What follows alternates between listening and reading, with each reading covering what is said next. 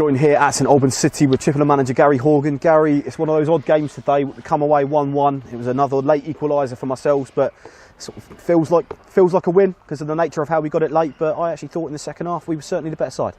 Yeah, I don't know if it feels like a win really. I think we're disappointed. We feel that there's maybe 2 points dropped, to be honest. The first half, you know, proverbial game of two halves really. We didn't start great, and that's something for us to look at, and something that we need to fix. Maybe it's the messaging that we give.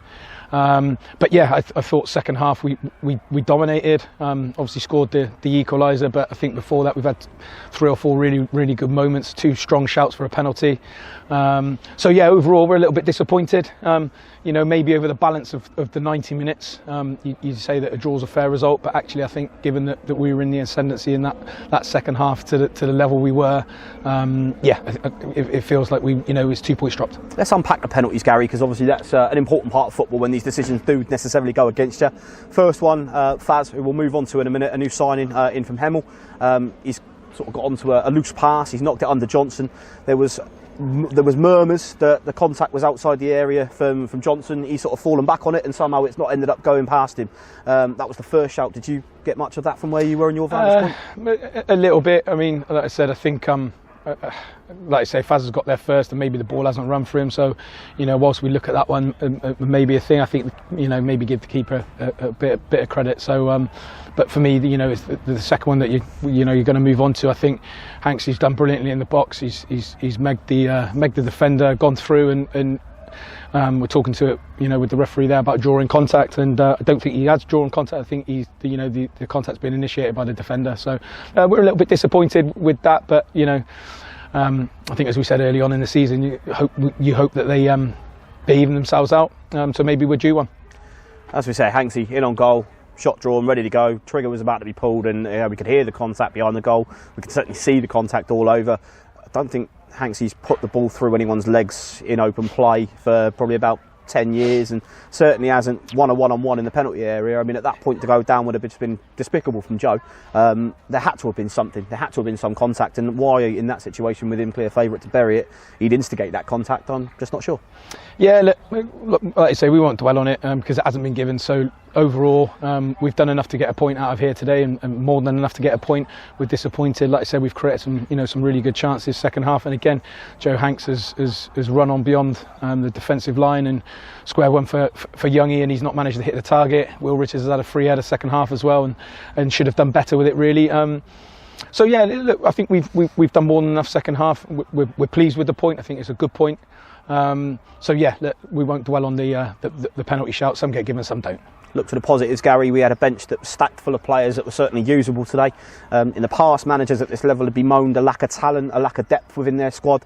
Today, you've managed to look to the bench, find 3 people to come off it, and I actually thought all 3 of them had a real hand in changing the game.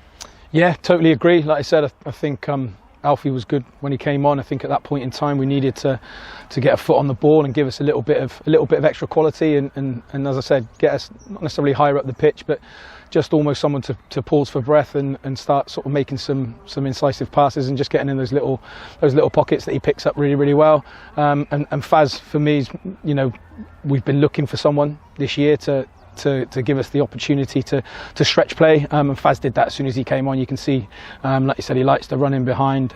He made a couple of not so good passes into workable balls, which you know, as I said, it allowed us to get a little bit higher at the pitch, and then because we stretched it, it then allowed us to get people on the ball in those spaces where he stretched it. So he did really well, and then obviously towards the end, you know, we welcomed back Alex Bray. So you know, we wanted to get him. Wanted to get him involved, and certainly at that point in time we felt that would give us some impetus and some positive moves to go and win the game. And you know, he's been involved in a small part in the equaliser.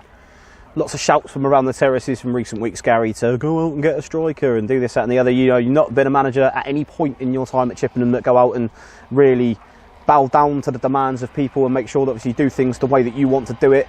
To have somebody come in like Faz and Made, who you've clearly done your work on, you've clearly looked at, and I believe you would have been around Faz when you were at Hungerford, no?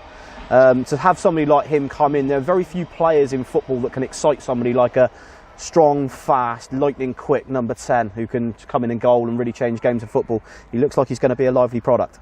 Yeah, you know, it takes time when you're trying to bring people into the squad and the group, because you want to get the right characters. We've probably turned down 3 or 4 that we maybe didn't think were necessarily right for us, so we've had to wait for the right time. We feel that this is right. Hopefully it is right. It's really early days. We don't get carried away with it, but like you said, I thought today he showed more than enough, and that was what we were looking to bring in. We've been working on it for a good number of weeks. And he's been in with us. He's a lovely lad, so we wanted to bring him in. But as you can see today, he brings that quality that I thought maybe we have missed at times this year. So yeah, look, hopefully he can be a real addition for us. League goes to sleep now, Gary. We forget about the Vanarama National League for a little while, and we return our attentions to the FA Cup.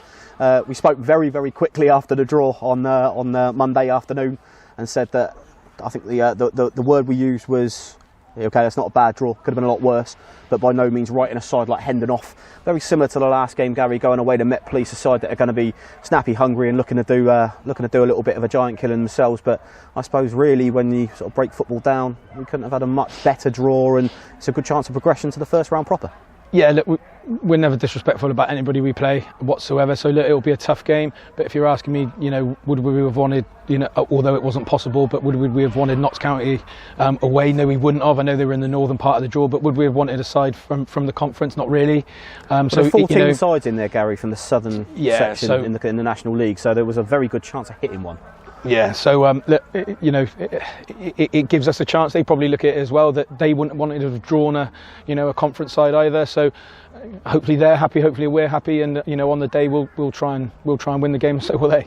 It's up these parts, Gary. So it's a familiar stomping ground for you. These parts, up these little trips up the M25, but not too far away from the arch at Wembley, Hendon. I think omens nice looking good for a Wembley final in May.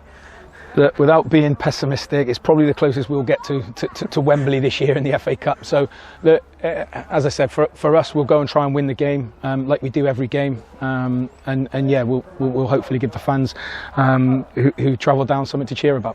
Well, a good number of them made it onto the coaches today, Gary, and I'm pretty sure that we're now close to a sellout of a 53-seater for the away game at Hendon. Guys coming down on cars and trains. It's got to be great to be part of occasions like that and give back to the supporters. It's great to watch them at home at these big away days, and certainly in the FA Cup, nothing really sparks a fan base, sparks a season quite as much as that competition. Yeah, definitely. Look, we love it when the fans come to watch. Obviously, they drive you on at times, and it can't be understated the effect that they have. I think I mentioned it sort of recently. The home games, it has been noticeable, and today you notice it maybe because of the nature of the equaliser. Sort of like last minute, but they're all there. Making lots of noise in their numbers. So we welcome it, and like you say, if we can have as many there as possible, certainly for Saturday, and then further on deep into the season, then yeah, it's great, and then hopefully we can give them something to cheer about, as I said. Super, Gary. It's a good point on the road. Let's get in the bar and have a drink, mate. We'll look forward to next weekend in the FA Cup, and hopefully the right result and get us in that first round proper. We can celebrate good time. Cheers. Well done, mate.